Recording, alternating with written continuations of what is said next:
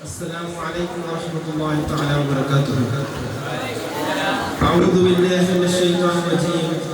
بسم الله الرحمن الرحيم. الحمد لله. الصلاة والسلام على أشرف المرسلين وعلى آله وصحبه أجمعين أما بعد. ಗೌರವಾನ್ವಿತ ಉಸ್ತಾದವರು ಮತ್ತು ಮುತಅಲ್ಲಿಮ್ ಸುಹೃತ್ತುಗಳು ನನ್ನ ಹದ್ದಿನ ಕನ್ನಡಕ್ಕೆ ಮುಖರಿಸಿರುವ ದೇವರುಗಳು ಇಲ್ಲಿ ಮುಂದೆ ಹೇಳಲು ಇಷ್ಟಪಡುವ ವಿಷಯವೆಂದರೆ ಸಮಯದ ಮಹತ್ವ ಮತ್ತು ಸಮಯದ ನಿರ್ವಹಣೆ ಕುರಿತು ಒಂದೆರಡು ಮಾತುಗಳನ್ನು ಹೇಳಲು ಬಯಸುತ್ತೇವೆ. ನಾನು ಅಲ್ಲಾಹ್ ತೌಫೀಕ್ ನೀಡಲಿ. ನನ್ನ ಪ್ರಿಯರೇ, ಇಂದು ನಾವು ಪ್ರತಿಯೊಬ್ಬರ ಜೀವನದ ಅತ್ಯಂತ ಅಮೂಲ್ಯ ಮತ್ತು ಅವಿಭಾಜ್ಯ ಅಂಗವಾಗಿರುವ ಸಮಯದ ಮಹತ್ವ ಮತ್ತು ಅದರ ನಿರ್ವಾಹಕೆಯಾಗಿದೆ ನಾನು ಇಲ್ಲಿ ಮಾತನಾಡಲು ಹೋಗುವ ವಿಷಯ. ಸಮಯವು ಒಂದು ನದಿಯಂತೆ, ಅದು ಯಾವಾಗಲೂ ಹರಿಯುತ್ತದೆ ಇರ್ತದೆ. ಎಂದಿಗೂ ಅದನ್ನು ಹಿಂದೆ ಬರಲು ಸಾಧ್ಯವಿಲ್ಲ.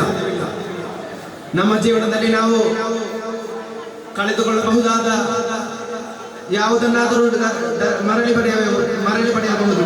ಆದರೆ ಕಳೆದು ಹೋದ ಒಂದು ಕ್ಷಣವನ್ನು ಮರಳಿ ಪಡೆಯಲು ಸಾಧ್ಯವಿಲ್ಲ. ಇಂದಿನ ಆಧುನಿಕ ಯುಗದಲ್ಲಿ ನಾವು ಅನೇಕ ಸವಾಲುಗಳನ್ನು ಉದ್ದೇಶಿಸುತ್ತಾರೆ. ತಂತ್ರಜ್ಞಾನದ ಪ್ರಗತಿ ಮತ್ತು ಸಾಮಾಜಿಕ ಮಾಧ್ಯಮಗಳು ಇಂದಿನ ಆಧುನಿಕ ಯುಗದಲ್ಲಿ ನಾವು ಅನೇಕ ಸವಾಲುಗಳು ಅತಿಯಾದ ಬಳಕೆ ನಮ್ಮ ಸಮಯವನ್ನು ವ್ಯರ್ಥ ಮಾಡುತ್ತದೆ.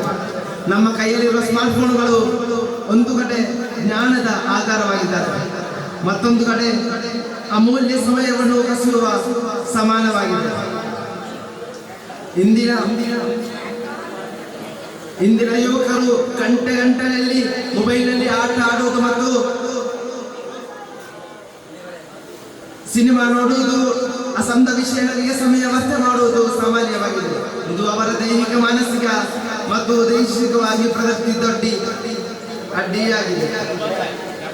ನಾವು ಇಸ್ಲಾಮಿಕ್ ದೃಷ್ಟಿಯಿಂದ ಸಮಯದ ಮಹತ್ವವನ್ನು ನೋಡಿದರೆ ಕುರ್ಆನ್ ಮತ್ತು ಹದೀಸ್ಗಳು ಇದಕ್ಕೆ ಆಧಾರವಾದ ಮುಖ್ಯ ನೀಡಲಾಗಿದೆ. ಅಲ್ಲಾಹು ಸುಬ್ಹಾನಹು ವ ತಆಲಾ ಕುರ್ಆನ್ ಅನೇಕ ಸಮಯದ ಬಗ್ಗೆ ಪ್ರಮಾಣ ಹೇಳಿದ್ದಾರೆ. ಅದರಲ್ಲಿ ಒಂದಾಗಿದೆ ಕಾಲದ ಮೇಲೆ ಪ್ರಮಾಣ. ಖಂಡಿತ ಮಾನವನು ನಿಷ್ಠರಾಗಿದ್ದಾನೆ. ಆದರೆ ಯಾರು ವಿಶ್ವಾಸವಿಟ್ಟು ಸನ್ಮಾರ್ಗ ಮಾಡಿ ಸತ್ಯವನ್ನು ಮತ್ತು ಸಹನೆಯನ್ನು ಪರಸ್ಪರ ಉದ್ದೇಶಿಸುತ್ತಾರೆ, ಅವರು ಮಾತ್ರ ಅದರಿಂದ ಹೊರತಾಗಿದ್ದಾರೆ. ಈಶ್ವರ್ಯ